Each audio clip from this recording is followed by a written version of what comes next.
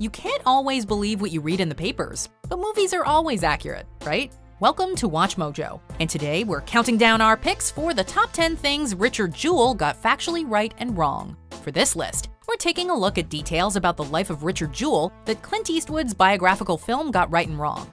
In case you haven't seen the movie yet, consider this your spoiler alert. Number 10. Jewell discovered the backpack bomb. Right.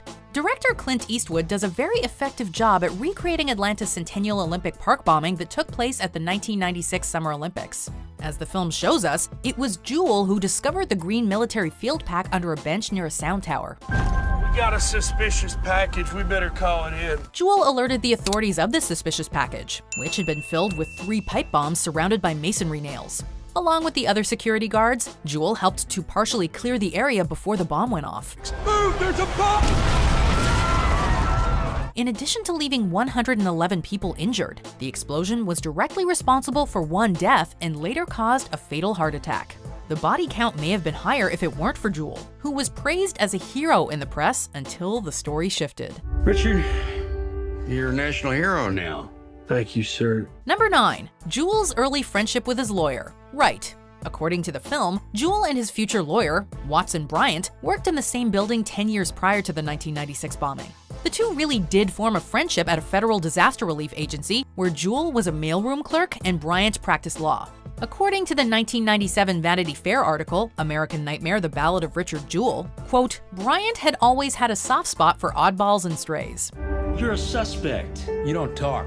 I talk. Say it. I don't talk. This is true to how their friendship is depicted in the film, as Bryant takes an unlikely shine to the awkward Jewell. Even the running joke about Jewell giving Bryant Snickers bars is accurate. Quote, you could say, I'm hungry, and suddenly this kid would be by your side with a Snickers bar, Bryant stated. This man's name is Richard Jewell. He's a hero. Number 8. Bryant was Jewell's only lawyer. Wrong. In need of legal counsel following the bombing, Jewell did indeed turn to Bryant, who at the time had a staff solely comprised of himself and his assistant, Nadia Light. Although Bryant was largely responsible for getting Jewell exonerated, the film leaves out the other lawyers who came to Jewell's aid. You ready to start fighting back? To handle Jewell's civil suits, Bryant enlisted the help from attorneys L. Lynn Wood and Wayne Grant. While not present in the film, Wood and Grant took on Jewell as a libel and defamation client, helping to file lawsuits against NBC, CNN, and Piedmont College. Since the film is more about Jewell's innocence, it makes sense that the focus is kept on Bryant, even if he wasn't the only lawyer who brought Jewell justice. It's important for people to know the truth. Number 7. Jewell's former boss suspected him of being involved. Right. Early in the film, Jewell is fired from his security job at Piedmont College by its president, W. Ray Clear. Seeing Jewell on the news, Clear tells the authorities that he suspects him of being the bomber based on his past behavior. The president of a college where Jewell had worked security called the FBI to say he had concerns about Jewell. Jewell did ruffle a lot of feathers during his time at Piedmont, writing people up for minor offenses and giving out tickets on a highway off campus. This all led Clear to believe that Jewell was involved in the attack, thus making him the FBI's prime suspect. You always look at the guy who found the bomb, just like you always look at the guy who found the body. It's also true that Jewell got arrested for impersonating a cop while working as a security guard at a DeKalb County apartment. Ironically, it was Jewell's passion for law enforcement that often landed him in hot water. I was raised to respect authority. Authorities are looking to eat you alive. Number 6. Jewell's mother publicly pleaded with President Clinton. Right. As seen in the film, the false accusations against her son took a hefty toll on Barbara Bobby Jewell. I've carried this in my heart all these years, and they really need to know. On August 1st, 1996, the Jewells endured one of their hardest days as the FBI searched Bobby's apartment. The feds not only went through Bobby's undergarments, but also took away her Tupperware and 22 Disney videotapes. Later that month, a press conference was held where Bobby spoke out about the humiliation and injustice her family had faced. I am so very drained. I do not think any of you can even begin to imagine what our lives are like. Bobby notably referenced then-President Bill Clinton in her emotional statement, telling him, quote, you have the power to end this nightmare. Bobby further pleaded, quote, if the FBI does not intend to charge my son, please tell us. Please tell the world. Mr. President, please clear my son's name. Mr. President, please clear my son's name. Number 5. Tom Shaw was the main FBI agent who hounded Jewell. Wrong. John Hamm stars as Tom Shaw, an FBI agent leading the investigation against Jewell, believing him to be, quote, guilty as hell. I think your client is guilty as hell. According to Deadline, however, quote, Hamm's character was reportedly an amalgamation of characters in Billy Ray's script. You conspire to plant a bomb in Centennial Park. It's possible that Shaw is primarily supposed to represent FBI agent Don Johnson, who grew increasingly suspicious of Jewell as he dug deeper into his background. Johnson received a 5-day suspension for his part in the investigation against Jewell. The FBI also reprimanded David Woody Johnson, the Atlanta special agent in charge, and David Tubbs, the Kansas City special agent in charge. Obviously, the film could not explore every agent who mishandled Jewell's case, so it makes sense to have a compilation character like Shaw serve as the antagonist. The unfortunate side of it was that the guy's life was completely ruined. Number 4. Jewell was accused of having a partner in crime. Right. In the film, shortly before the bomb goes off, an unseen figure calls 911 and warns them about the impending attack. It eventually becomes clear to all the characters that Jewell couldn't have made it from the park to the payphone in this limited time frame. The FBI's explanation is that Jewell has an accomplice.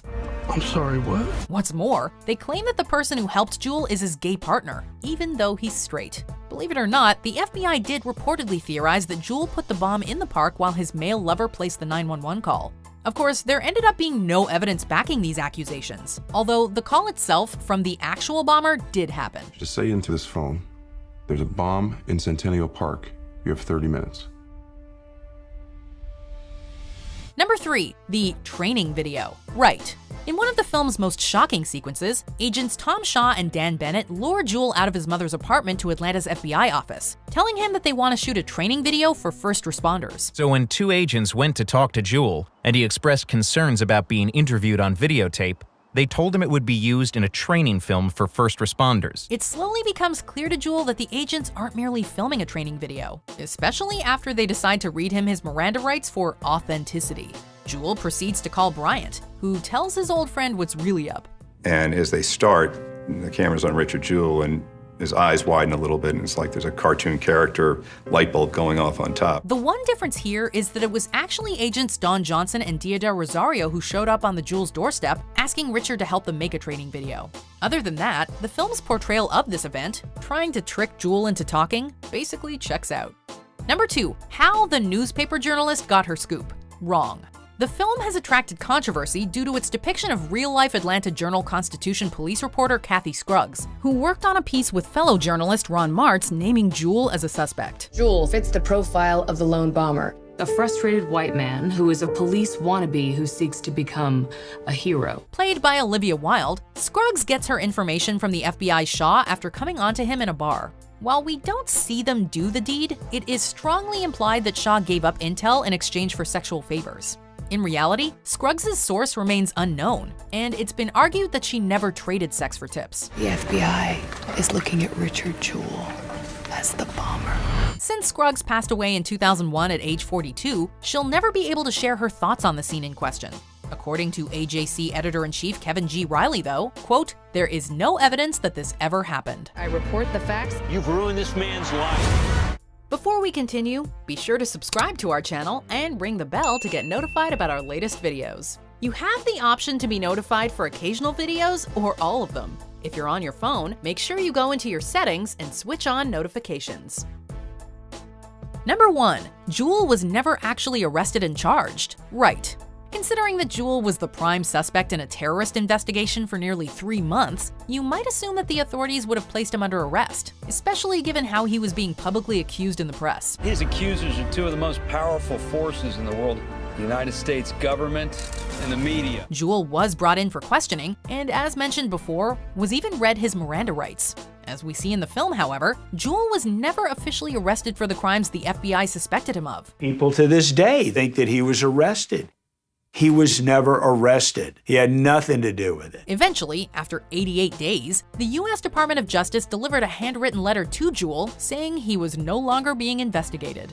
In 2003, law enforcement finally captured the real terrorist, Eric Robert Rudolph, who eventually pled guilty to the Olympic bombing, as well as 3 others. I can't help but think that if we fast forwarded to today, that we would have had Eric Rudolph's face on there and would have solved that crime quite quickly. Do you agree with our picks? Check out this other recent clip from WatchMojo, and be sure to subscribe and ring the bell to be notified about our latest videos.